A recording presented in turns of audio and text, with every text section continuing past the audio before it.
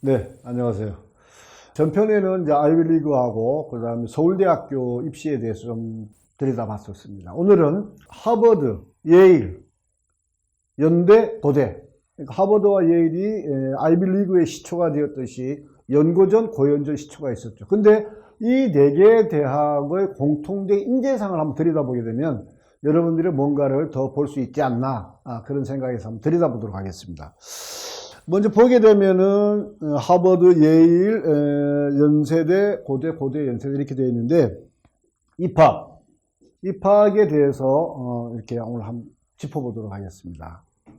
하버드와 예일은 여러분들이 아시다시피 아이비리그의 시조죠. 거기서부터 이제 아이비리그가 시작이 됐고 하버드, 예일이 그 다음에 이제 우리의 고연전, 연고전 이렇게 되어 있습니다. 여기서 각 대학들은 설립 정신이 있고 그 다음에 그 설립 정신에 맞게 대학의 명예를 지켜나갈 수 있는 선발 인재상이 있습니다. 어떤 학생들을 선발해서 육성해 나가겠다라고 하는 선발 인재상이 있습니다. 물론 이들은 시대를 이끌어가는 아주 중요한 교육기관들입니다. 공통인재상과 평가기준이라고 되어 있는데 결론적으로는 뭐냐면 인재상이라고 하는 것은 시대에 맞게 변화가 되고 있습니다. 그래서 그 시대에 맞는 인재는 어떤 것이며 그 각 대학의 명예에 맞는 학생들의 선발과 그리고 그 평가를 어떻게 하는 것인가를 큰 틀에서 오늘은 좀 들여다보도록 하겠습니다. 여러분들이 아시다시피 하버드 대학은 1636년에 되어서 지금 한 384년이나 되었어요. 그 다음에 예일 319년, 연대 135년, 고려대학교 115년 이렇게 되어 있습니다. 이 친구들 보게 되면 하버드를 보게 되면 맨 처음 신학대학에서 출발했겠죠. 청교도 신학대학에서 출발했는데 그 신학대학만 있을 수 없으니까 수학과 과학이 들어오면서 신성불가침 영역이라고 그러나 뭐 하여튼 이런 것들이 되니까 그 당시 목회자들이 반발을 했습니다. 그래서 그 목회자들이 또다시 우리는 신학 위주의 청교도 지도자들에 의해서 다시 하버드에서 뿌리를 내서 나오게 된 것이 인근의 예일대학교가 되는 겁니다. 예일대학교도 맨 처음에는 청교도 정신으로 학교를 신학대학처럼 운영했는데 여기도 마찬가지로 시대에 맞게 수학과 과학 등의 과목들이 들어게 되면서 청교도 지도자들이 반발을 일으키고 거기서 또 나오게 되는 것이 프린스턴 대학으로 갔다고 합니다. 연세대학교. 연세대학교는 여러분들이 아시다시피 광어회원, 그러니까 의료기관이었죠. 광해원에서 출발해서 언도두가 의료기관과 교육기관을 합쳐서 오늘날의 연세대학교의 뿌리가 되었고 고려대학교도 마찬가지죠. 고려대학교도 고종황제의 하사금으로 맨 처음에 탄생하게 된 것이 보성전문학교입니다. 보성전문학교가 오늘의 고려대학교가 되었죠. 이들이 갖고 있는 인재상하고 이런 것들을 한번 들여다보게 되는데 지금은 이 대학들이 모두 다 초인류 대학입니다. 하버드, 예일, 연대, 고대, 고대, 연대. 또 맨 처음에는 뭐였냐면 정량평가, 그러니까 성적 중심이었었죠. 성적 위주로 해서 학생들을 선발을 하고 추천받아서 선발을 하고 그 대학교 자체의 시험에 의해서 선발을 하고 이렇게 했었죠. 그러다가 이제 그것이 성적으로만 뽑다 보면 어떤 폐단이 좀 나올 수 있냐면 부유층이죠. 당연히 그 학생에게 과외를 붙일 수 있고 요즘 말로 학원 갈 수 있고 이런 아이들은 빈곤층 아이들보다 훨씬 더 좋은 입시 결과를 낼 수 있기 때문에 이래서는 안 된다. 학생들을 인류가 공통적으로 나가야 되고 교육받지 못한 아이들 중에서도 굉장히 훌륭한 리더와 그 다음에 사회 공헌 기여자들도 많다. 그 아이들도 뽑자. 고루 뽑자. 그래서 정성평가 입학사정관제가 도입을 하게 되는 겁니다. 하버드와 예일이요. 그래서 오늘에 이르렀고 우리나라도 마찬가지예요. 우리나라도 맨 처음에 이제 대학별 고사가 있었죠. 대학에서 시험을 치는 거, 대학별 고사가 있었고 그러다가 이제 예비고사와 본고사를 치는 것이 또 있었고 예비고사가 있고 본고사가 있고 그리고 또 학력고사를 가다가 지금의 수능에 이르렀습니다. 우리나라 같은 경우는 입학사정관제 도입이 여러분들이 아시다시피 이해찬 교육부 장관 하던 시절에 이해찬 1세대라고 있어요. 거기서 우리나라가 입학사정관제가 시작이 되어서 그 당시에 다 정시밖에 없었죠. 시험 뽑는 것밖에 없었는데 그것으로부터 시작이 되어서 우리가 지금 이제 한 20여 년 동안 수시와 정시로 나누어져서 크게 우리나라의 교육 학생들을 평가하고 선발하는 기준이 되고 있다고 보시면 되겠습니다. 그래서 이 대학들이 이제 결론적으로 뭐냐, 입학사정관제라고 하는 학생들을 정성평가를 뽑게 되는데 그들의 인재사항이 뭐냐 하는 걸 대학별로 한번 들여다보겠습니다.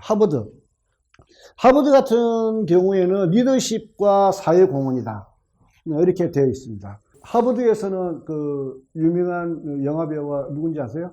맨인 블랙의 토미 리 존스, 맨인 블랙에 나왔던 사람이죠. 하버드는 원서를 접수를 받잖아요. 원서 접수를 받으면 그 원서를 분류하는 걸 굉장히 치밀하게 합니다. 굉장히 분류를 치밀하게 해서 그 치밀한 그 서류 분류가 굉장히 중요하죠. 그리고 난 뒤에 각 입학사정관과 그 전문가들이 그 서류를 분류를 하고 난 뒤에 그걸 뭘 하느냐면 학생을 찾기 시작합니다.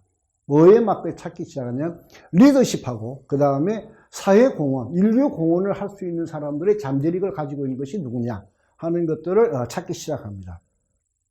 그 다음에 이제 예일대를 보게 되면 예일대도 마찬가지로 얘네들이 표방하는 것이 뭐냐면 공익봉사 그리고 사회공헌 기여자입니다. 인류와 세계를 위한다는 거죠. 예일대 출신 중에서는 유명한 또 여배우가 있죠. 메릴 스트립, 맘마미아, 악마는 프라다입니다. 그 배우가 있습니다. 근데 또 놀랍게도 예일대학교는 1969년도까지는 여학생 안 뽑았어요. 그러다가 1969년 이후에 여학생들을 이제 뽑기 시작했다 그래요. 우리나라에서는 예일대가 굉장히 가기 어려운 대학으로 그렇게 되어 있습니다. 그 다음에 이제 연세대학교를 보게 되면 진리가 너희를 자유롭게 하리라. 그래서 진리, 자유, 리더, 사회공헌 요 안에서 이제 학생들을 선발하고 육성을 하게 되는데 여러 가지 평가 요소가 있습니다만 입시에서 여러 가지 평가 요소가 있습니다만 네 가지로 나누면 첫 번째 학업 역량인데 학업 역량이라고 하는 공부만 잘한다고 되는 건 아니죠. 공부를 잘할 수 있는 능력이 되어 있느냐 혹은 지금까지 잘해왔느냐 앞으로 잘할 것인가라는 걸 보는 거고 학업 역량이고 두 번째는 뭐냐면 전공 적합성입니다. 전공 적합성을 한마디로 정리하면 학생이 우리 과에 들어와서 혹은 학생이 우리 계열에 들어와서 얼마만큼 거기에 대해서 깊게 공부를 할 수 있느냐 그리고 공부할 수 있도록 사전에 네가 얼마만큼 공부해 왔느냐라고 하는 것을 들여다본다는 겁니다. 무엇으로? 서류로. 그 다음에 세 번째 발전 가능성. 이건 빠질 수 없는 이야기죠. 그 다음에 네 번째 인성을 봅니다. 그 다음에 이제 고려대학교를 보게 되면 고려대학교는 표방하는 것이 뭐냐면 국가와 인류 사회에 공헌한다 이렇게 되어 있습니다. 그래서 고려대학교도 마찬가지로 입시를 큰 틀에서 4개로 이렇게 나눠서 보게 되면 첫 번째 리더십. 근데 리더십은 이 대학만 추구하는 건 아니죠. 모든 대학에서 다 추구하는 거. 두 번째는 뭐냐면 창의융합인재. 오늘 창의융합인재에 대해서 이야기가 뒤편에 계속 나오게 될 텐데 창의융합인재. 세 번째가 뭐냐면 소통공감 능력. 네 번째가 인성이 됩니다. 그래서 이 중에서 핵심 키워드가 뭐냐면 창의융합형 인재와 그 다음에 소통공감 능력 이것에 대해서 제가 좀 이야기를 할까 이렇게 생각이 듭니다. 자, 그 다음에 이렇게 보게 되면 이처럼 하버드, 예일, 연대, 고대, 연대의 공통적인 인재상을 이렇게 보게 되면 크게 두 가지로 나올 수가 있다 이렇게 볼 수가 있겠어요. 첫 번째가 뭐냐면 사회와 인류에 공헌할 인재, 사회와 인류에 공헌할 수 있는 기여자, 사회와 인류에 공헌할 수 있는 소질을 가지고 있고 우리 대학을 마치고 난 뒤에 이 인류와 사회에 얼마나 공헌할 것인가 라는 것을 그 잠재 능력을 보겠다는 것이고 두 번째는 뭐냐면 미래를 준비하는 인재. 미래를 준비하는 데 있어서는 가장 크게 떠오르는 것이 뭐냐면 창의융합입니다. 창의융합이라고 하는 건 여러분 굉장히 중요한 핵심 키워드입니다. 창의융합 인재로 가게 되는 겁니다. 창의융합 인재를 하기 위해서 우리가 2015 개정 교육과정에서 했던 것이 뭐냐면 학생 선택이에요. 과목 간에 엮을 수 있고 하는 것들입니다. 자, 이러한 이 두 가지의 기본 사회공헌, 창의융합, 미래인재 이러한 것들이 각 대학에서는 인재를 선발하기 위해서 총체적인 정량평가가 아니라 정성평가의 선발에 큰 지침이 될 수 있다. 이렇게 될 수가 있습니다. 자, 그러면 여기서 미래사회는 그렇다면 가장 요즘 여러분들이 많이 듣고 있는 내용이 뭐냐, 인공지능 AI를 이야기를 많이 들었었을 겁니다. AI, 인공지능, 이것은 정말로 무한한 성장하고 무한한 발전 가능성이 있고 무한한 영역으로 널리 퍼지고 있습니다. 인간의 일자리가 많이 없어진다고 하는 것은 결론적으로 뭐냐면 인공지능 AI의 발전과 똑같다고 보면 됩니다. 그 대표적인 예를 보게 되면 골드만삭스. 골드만삭스에는 켄쇼라는 사원이 입사하게 되는데 이 켄쇼는 사람은 아니죠. 빅데이터, 인공지능 프로그램입니다. 그래서 이 켄쇼가 하는 역할은 뭐냐면 골드만삭스가 뭐예요? 투자은행이잖아요.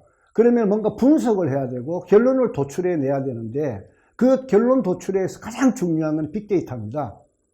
그 빅데이터를 분석하고 만들어내는 프로그램의 이름이 켄쇼입니다. 이 켄쇼가 뭐냐면 프로그래밍이다 보니까 얘는 자지도 않아요. 먹지도 않고 쉬지도 않고 화장실도 안 가고 휴가도 안 가고 그 다음에 급여 달라고 소리도 안 해요. 그래서 이 친구가 하는 역할이 인간이 하는 역할의 수십 배, 수천 배, 수만 배, 수백만 배의 것을 일을 해내기 때문에 그 당시 같이 근무했던 애널리스트들이 수없이 많은 사람들이 구조조정을 당했죠. 발전소 플랜트를 자동화했다. 그건 뭐냐면 발전소에 옛날에 사람들이 엄청나게 많았었죠. 화력발전소 같은 경우도 그렇고 뭐 수력발전소, 원자력발전소 모든 것들이 발전소에 사람들이 전부 다 하나하나 컨트롤하고 제어하고 했었는데 지금은 전부 다 어떻게 되냐면 발전소에 가보세요. 사람 띄엄띄엄 각 층이 한두 명밖에 없어요. 그건 뭐냐면 곳곳에 센서가 있어요. 이 센서들이 데이터를 잡아서 전송을 보내면 인공지능이 그것을 고장, 잘함, 뭐 고쳐야 됨, 위험함 이런 것들을 판단을 내려서 스스로 스위치를 올리고 내리고 하는 등등으로 해서 컨트롤 제어를 하게 되는 거죠. 그러니까 뭐예요? 발전소 플랜트에 인간들이 할 역할이 없어지니까 또 구조조정이 되는 거예요. 그러니까 인공지능이 넓어지면 넓어질수록 인간들이 설 자리가 없어진다 이렇게 되는 거예요. 우리나라 같은 경우는 알파고 바둑 이야기가 있었잖아요. 알파고 맨 처음에 나올 때 뭐 누가 이겼다 졌다 막 이랬었지만 지금은 이제 못 이긴대요. 한 수 뜰 때마다 인간이 생각하는 수천만, 수백만, 수억 개의 경우의 수를 두고 하는데 그걸 어떻게 이길 수가 있겠습니까? 이처럼 인공지능이 다 해버리면 사람이 할 일이 없잖아요. 리더가 무슨 필요가 있겠어요? 그렇지 않다라는 거예요. 이럴 때 우리가 정말로 필요한 것은 뭐냐면 인간 고유의 가지고 있는 공감 능력이 필요하다는 겁니다. 말씀을 드릴 건데요. 공감 능력과 그 다음에 창조적 상상력이 필요한 겁니다. 바둑 누가 만들었어요? 인간이 만들었잖아요. 발전소 누가 만들었습니까? 인간이 만들었어요. 투자 증권 회사들 누가 만들었습니까? 인간이 만들었습니다. 이처럼 새로운 일거리를 만들어내고 그 다음에 인류에 공헌할 수 있는 이러한 일거리를 찾아내는 것은 뭐냐면 이 두 가지가 결여되면 안 되는데 그 두 가지가 뭐냐? 그것은 인간 고유의 공감 능력과 그 다음에 창조적 상상력입니다. 자, 그렇다면 인간 고유의 공감 능력과 그 다음에 창조적 상상력이 앞으로 인간에게 필요하다면 여러분들이 알고 있는 주요 대학에서는 이와 같은 공감 능력과 창조적 상상력을 갖고 있는 기본적으로 잠재되어 있거나 기본적으로 재능이 있는 친구를 선발하려고 하지 않겠습니까? 미래사회에 필요한 인재인데. 그래서 오늘 이와 같은 것들을 들여다보고 있는 겁니다. 그렇다면 인간 고유의 공감 능력과 창조력은 어떻게 생성하고 발휘할 수 있는가 하는 것들을 오늘 한번 들여다보도록 하겠습니다. 인간 고유의 공감 능력과 창조적 상상력이다. 이렇게 했는데 플립러닝, 뭐 거꾸로 수업인가 뭐 이렇게 되는데 플립러닝이라고 하는 것은 뭐냐면 있잖아요. 플립러닝이 출발하게 된 것은 어디에서 출발했냐면 맨 처음에는 강의실 수업이었잖아요. 얼굴을 마주보고 1대1, 다대1 강의 수업이었는데 운동부 학생들은 운동을 하다 보니까 뭐 아이빌리그 학생이든 어디든 학생이든 운동부 학생은 수업을 잘 못하다 보니까 수업의 질이 떨어질 수밖에 없었겠죠. 이걸 어떻게 해결하느냐. 그래서 몇몇 교사들이 자기들의 수업을 동영상으로 찍어서 운동선수들에게 보낸 겁니다. 철수야, 내 강의를 보낼 테니 네가 수업은 빠졌지만 이 강의를 한번 보고 그 다음에 학교에 어느 날 만나자. 그래서 쫙 선수들이 보낸 거예요. 그 각 선수들이 봐요. 그런데 그 강의를 보면서 아이들이 똑같은 생각을 하지 않았다라는 거예요. 그 강의 내용을 보면서. 그래서 그 다음 날을 잡아서 학생들이 다시 모여가지고 뭘 하냐면 토론하고 소통했습니다. 토론하고 소통을 하면서 하다 보니까 똑같은 사안에 대해서 전혀 다른 그러한 해결 방법을 제시하는 것이 나왔고, 그 방법은 창조적 상상력과 연결되어 있구나라는 것을 느꼈다는 겁니다. 각종 통계에도 나와 있고 연구 논문도 굉장히 많습니다. 그래서 교실 수업만 가지고는 될 수는 없구나. 인재들을 교육하기 위해서는. 그래서 하게 되는 것이 뭐냐면 인간은 그렇다면 어떻게 키워나갈 수 있느냐 하는 것들을 인간들이 우리가 떠오르는 미래들의 인재를 위해서 우리가 어떻게 노력을 하고 있는가 하는 것을 몇 가지 예를 들어서 한번 보도록 하겠습니다. 첫 번째는 미네르바 스쿨. 아시는 분은 아신데요. 미네르바 스쿨은 하버드 대학보다 들어가기 어렵습니다. 전 세계 7개 도시를 다니면서 토론과 포럼 형식으로 수업을 하는데 그 사회의 문제점, 발전 가능성을 어떤 주제를 정해서 전 세계에서 모인 학생들이 같이 온라인, 오프라인을 통해서 토론과 포럼을 통해서 수업을 하는 겁니다. 물론 미네르바 스쿨의 학생들은 뭐 SAT라든지 우리 수능 보고 가는 게 아니고요. 미네르바에서 자체적으로 개발한 학생들의 선발 방법에 의해서 학생들을 선발합니다. 그리고 선발되어진 학생들은 구글이나 그 다음에 뭐 애플, IT 글로벌 기업에서 인턴십을 하면서 같이 실무와 학업을 배우게 됩니다. 2014년에 출발했는데 맨 처음에는 28명에서 출발했지만 지금 해마다 한 200여 명을 뽑게 되고 한국 학생도 그 어렵다는 미네르바에 한 10여 명이 다니고 있습니다.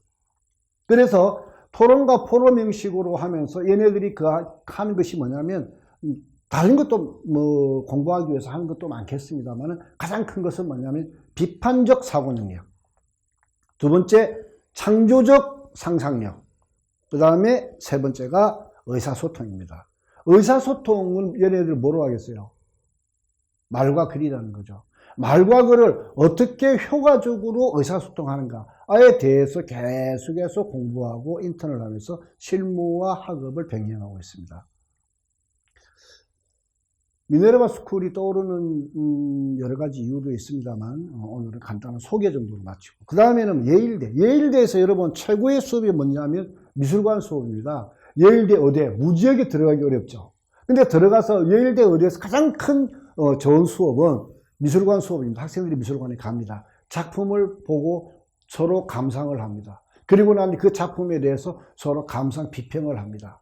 보는 사람들마다 다 느낌이 틀리겠죠. 우리가 추상화를 보게 되면은 추상화는 보는 사람의 마음과 상태에 따라서 다 틀리게 보인다고 하잖아요.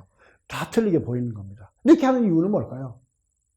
작품 A를 고정관념화 시키지 않는다라는 거고, 그 다음에 그것이 만약에 환자일 경우에 있어서는 그 환자와 가장 효과적으로 의학 지식만으로 접근하는 것이 아니라 그 환자와 공감하고, 그 다음에 효과적인 소통 방법을 하는데, 이 효과적인 방법이 예일대 의대에서는 굉장히 학업 지식만을 공부하는 것이 아니라 예일대 의대에서 가장 유명한 수업이다, 이렇게 알려져 있습니다. 자, 그 다음에 이제 무크라고 하는 것은 온라인 공개 수업 플랫폼입니다. 무크라고 하는 것은 하버드, 예일, 프린스턴, 뭐 MIT 등등 칼텍 등에서 여러 교수들이 나와서 그 다음에 자기 수업을 공개를 하는 거예요. 왜 그러냐면 교실에서만 하던 그와 같은 면대면 교실에서만 하던 수업의 종말을 구했다. 이렇게 되는 겁니다. 그래서 자기들이 온라인 공개 수업을 퍼뜨리고 전 세계에서 수십만, 수백만, 수천만 명이 보고 있습니다.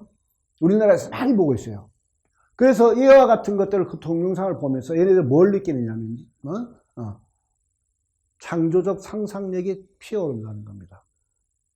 아까 운동부 선수들이 동영상을 보면서 똑같은 결론을 내지 않고 다양한 결론을 내렸고, 예일대 의대에서 미술관에 가서 한 작품을 보면서 하나의 결론이 아니라 여러 관점을 보았고, 그렇듯이 이처럼 온라인 공개 수업을 하고 난 뒤에 그 강좌를 보고 난 뒤에는 자기들이 보는 여러 가지 관점과 창조적 상상력, 그 다음에 효과적인 소통을 하게 된다라는 것을 알 수 있었다고 그럽니다.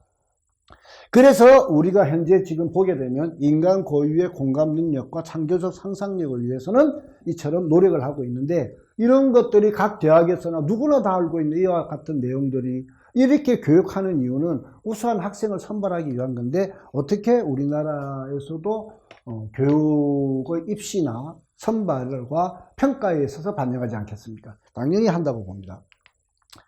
자, 그 다음에 그렇다면은 이제 우리나라와 일본의 예를 들어서 한번 보게 되면 일본의 IB가 도입이 됐습니다. 일본 IB, 원래는 IB는 영어로 되어 있어요. 스위스 제네바에서 있는 국제학력공인기구인데 일본어판이 나오게 됐다는 거죠. 일본어판이 나와서 그 도입을 해서 그 다음에 일본의 초중고 학생들에게 지금 널리 퍼뜨리고 있는 중입니다.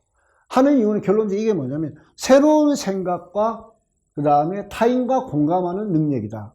그 다음에 두 번째 줄은 뭐냐면 자신의 생각을 말과 글로 표현해서 공감하고 공유한다. 이렇게 되어 있습니다.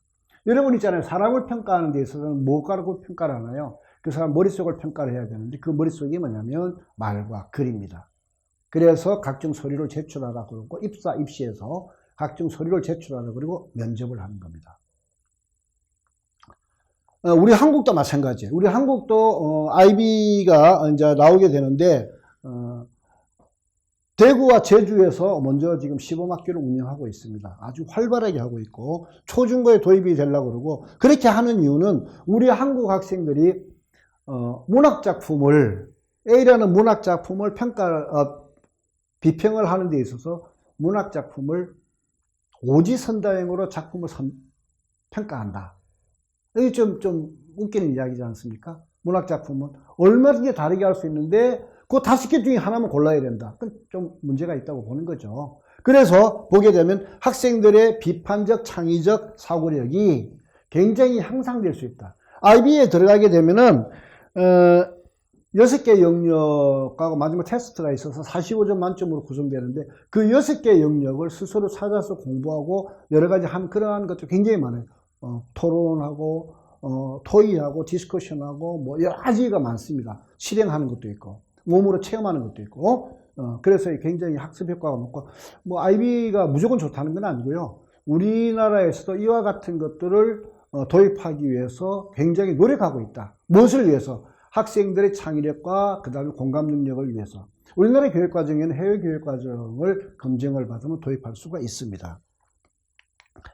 자, 그 다음에는 이와 같은 것들이 학생부 종합전형의 인재로 이제 나오게 되는 겁니다. 나오게 되는데, 학생부 종합전형으로 이제 우리나라에서도 우수한 인재들을 선발하기 위해서는 정시 시험을 쳐서, 뭐 요즘은 정시에서도 학생부를 좀 보기 시작을 했는데, 하여튼 간에 수시에서 학생부 종합전형이 대세인데, 학생부 종합전형이 지금 이와 같은 것들이 결론적으로 뭐냐면 지금 하버드, 예일, 그 다음에 연대, 고대, 연대처럼 어떤 학생 선발을 하는 데 있어서 큰 기준점이 있었지 않습니까? 그런 것들을 세부적으로 한번 보게 되면 첫 번째는 학업 능력, 많이 들은 이야기죠. 학업 능력. 학업 능력은 꼭 무조건 공부 잘하는 성적만 보자는 것이 아니라 네가 공부를 얼마만큼 잘했으며 얼마나 잘할 것인가라는 거고.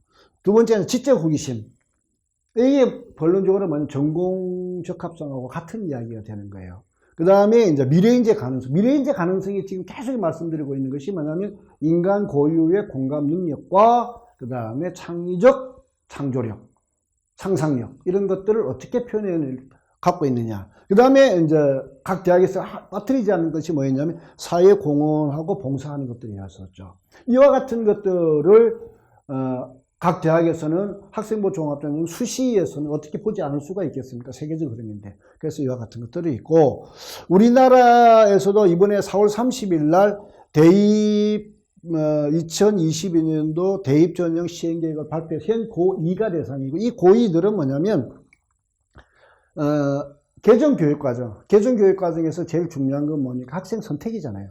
내가 전공하고 싶은 것을 내 과목을 내가 선택해서 그리고 한번 공부를 해보겠다 하는 거죠. 학교 선택, 학생 선택 심화 과목 나누게 되는 건데, 그 첫 번째 대상이고, 그래서 학생 중심의 교육과정을 편성된 그런 것들입니다. 그래서 학생 중심의 교육과정이 편성되어 있고, 학교와 학생이 선택한 과목에 대해서 어떻게 공부하느냐라고 하는 것이 결론적으로 이 학업 능력과 지적 호기심, 미래인재 가능성, 사회 공헌 봉사들과 연관이 되어 있는데, 이것이 큰 틀에서 보게 되면 학생부 종합전형 인재다 이렇게 할 수 있겠습니다.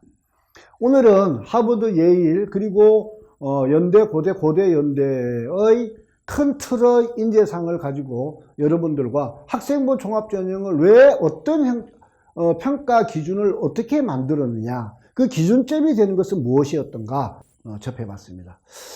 좀 즐거운 시간이 되었거나 도움이 되셨으면 더 고마웠겠고요. 다음에는 특별법에 의한 설립된 대학들 전 세계적으로 어떤 것들이 있고 우리나라에 어떤 것들이 있는가, 그리고 그들의 선발 기준은 무엇이며 그들의 원하는 인재상은 무엇인가에 대해서 한번 다뤄보도록 하겠습니다. 여러분 감사합니다.